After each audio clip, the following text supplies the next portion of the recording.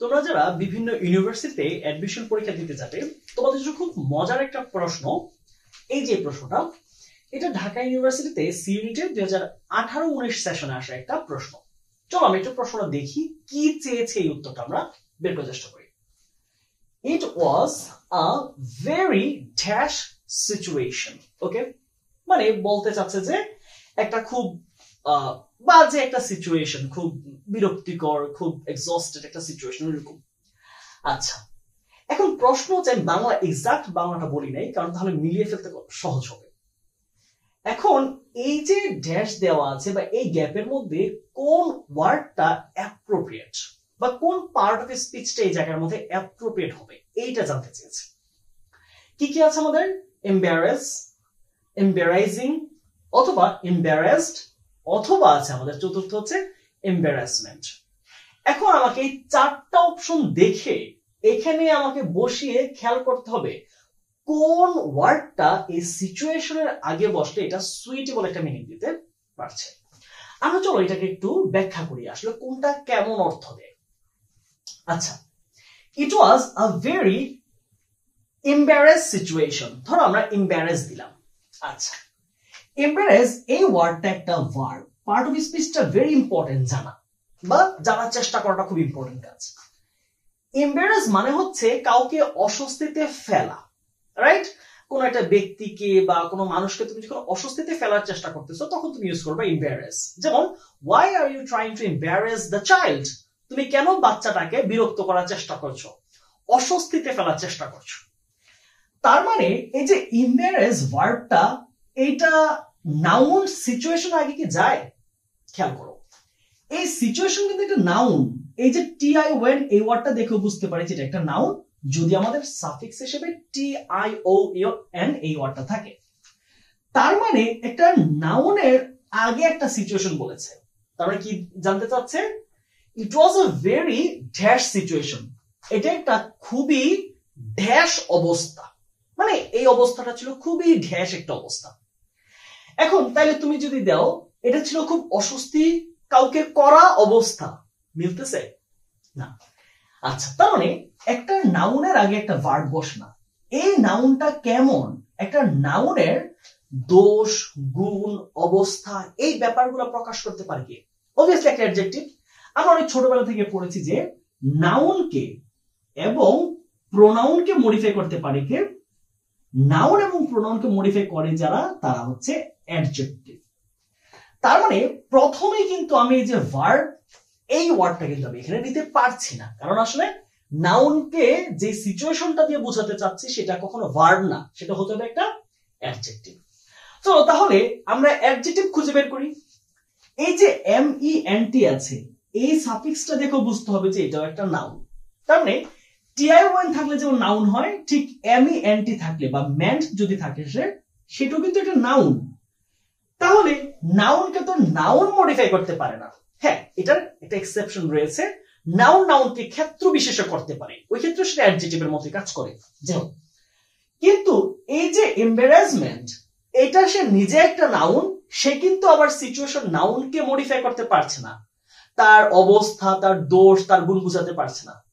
তার মানে আমার এই দুইটা অপশন আমি প্রথমে বাদ দিতে পারলাম যে এটা একটা ভার্ব, এটা একটা নাউন, আর ভার্ব এবং নাউন কেউ কিন্তু নাউন বা প্রোনাউনকে মডিফাই করতে পারে না। তাহলে বাকি রইল কি? এম্বারাসিং, এইটাও একটা অ্যাডজেক্টিভ। এম্বারাসিং এইটা যেমন একটা অ্যাডজেক্টিভ, পাশাপাশি এম্বারাসড এটাও কিন্তু একটা অ্যাডজেক্টিভ। এখন ঝামেলাটা লাগে বেশিরভাগ শিক্ষার্থীর এই জায়গাটা এসে যে এখন দুইটাই যদি অ্যাডজেক্টিভ হয় এবং অ্যাডজেক্টিভ যদি নাউনকে মডিফাই করতেই পারে, তাহলে এই দুই অ্যাডজেক্টিভের কোনটা সঠিক? এইটা হচ্ছে আমাদের এখন জটিলতম সমস্যা। চলো আমরা একটু আস্তে আস্তে আসি এগুলো অর্থ কি। এম্বারাসমেন্ট মানে হচ্ছে অস্বস্তি, এম্বারাস মানে হচ্ছে অস্বস্তিতে ফেলা কাউকে বা অস্বস্তি বোধ করানো। এখন এইটার আর এইটার বাংলা অর্থ যদি আমি জানি তাহলে কিন্তু আমার মিলাইতে সহজ হয়ে যাচ্ছে। এম্বারাসিং মানে হচ্ছে অস্বস্তিকর, অস্বস্তিকর।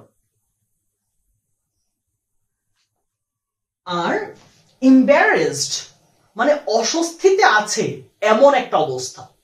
কোন ব্যক্তি বা কোন প্রাণী একটা অস্বস্তিকর অবস্থায় আছে, তার ওই থাকার অবস্থাটাকে, সে কেমন সিচুয়েশনে আছে, ওই অবস্থাটা, তার স্টেটটা, এইটা হচ্ছে এম্বারেসড। আচ্ছা, তাহলে কি বললাম যে এটা হচ্ছে অস্বস্তিকর অবস্থায় থাকা। এম্বারেসড মানে কি? অস্বস্তিকর অবস্থায় থাকা, অস্বস্তিকর অবস্থায় থাকা। ওকে, আচ্ছা এখন দেখো আমি এবার মিলাই। ইট was a very embarrassing situation অর্থ দ্বারাই কি, এটা ছিল খুবই অস্বস্তিকর একটা অবস্থা। হয় না মাঝে মাঝে যে গরম, তারপর হচ্ছে বৃষ্টি নাই, পানি নাই, ইন্টারনেট নাই, সবকিছু মিলে একটা অস্বস্তিকর অবস্থা। আর এখানে আসছে কি, অস্বস্তিকর অবস্থায় থাকার অবস্থা। তাহলে কোনটা আমার কাছে সহজ মনে হচ্ছে বাংলা যদি ভাষা বিবেচনা করি? চলো তুমি একটা উত্তর হয়তো তুমি করতে পারছো, এই পর্যন্ত যদি তোমার মনে হয় যে উত্তর তুমি করতে পারছো, তুমি এই উত্তরটা কমেন্টে জানাতে পারো। আমরা আরো একটা ব্যাখ্যায় যাচ্ছি আরো সহজ হওয়ার জন্য। চলো, এই যে দুই ধরনের একটা ওয়ার্ডের মাঝে মাঝে কি হয়, কিছু কিছু ওয়ার্ডের দুইটা অ্যাডজেক্টিভ হয়। যেমন ধরো আমি একটা সেন্টেন্স লিখলাম যে ধরো আমি বললাম যে the movie was very interesting নাকি ইন্টারেস্টেড? এইটা একটা বাক্য। এইটার কাছাকাছি আরো একটা বাক্য দেখো, ইন্টারেস্টিং কিন্তু অ্যাডজেক্টিভ, আবার ইন্টারেস্টেডও কিন্তু অ্যাডজেক্টিভ। আবার এবং তাদের মূল ওয়ার্ড কি, তাদের মূল ভিত্তি কিন্তু ইন্টারেস্ট, এতটুকু। ওই নাউনটা থেকে ইন্টারেস্টিং হয়েছে, আবার ইন্টারেস্টেড হয়েছে। ধরো আমি এইটার বিপরীতে আরো একটা বাক্য তোমাকে লিখি, তাহলে তোমার বুঝতে আরো সুবিধা হবে। যেমন I am interesting অথবা interested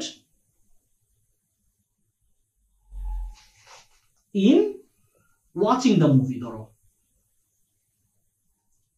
watching the movie। ওকে, বলো তো কোনটা সঠিক মনে হচ্ছে? The movie was very interesting। এই ইন্টারেস্টিং এটা অ্যাডজেক্টিভ, এটা অর্থ হচ্ছে মুভিটা ছিল খুবই চমৎকার। আর যদি তুমি ইন্টারেস্টেড দাও তাহলে এর অর্থ কিন্তু আগ্রহী, মুভিটা ছিল খুবই আগ্রহী। তার মানে খেয়াল করো, কোন বস্তুর সাথে যখন এরকম ডাবল অ্যাডজেক্টিভের ক্ষেত্রে, মানে একই অ্যাডজেক্টিভে দুইটা হইতে পারে এরকম ফর্মের ক্ষেত্রে, আইএনজি আর হচ্ছে পাস্ট পার্টিসিপল ফর্মগুলা, সেক্ষেত্রে বস্তুবাচকের ক্ষেত্রে হচ্ছে আইএনজি ফর্মটা। তাহলে এই দেখো এখানে ইন্টারেস্টিংটা মানাচ্ছে যে ছবিটা খুবই চমৎকার ছিল।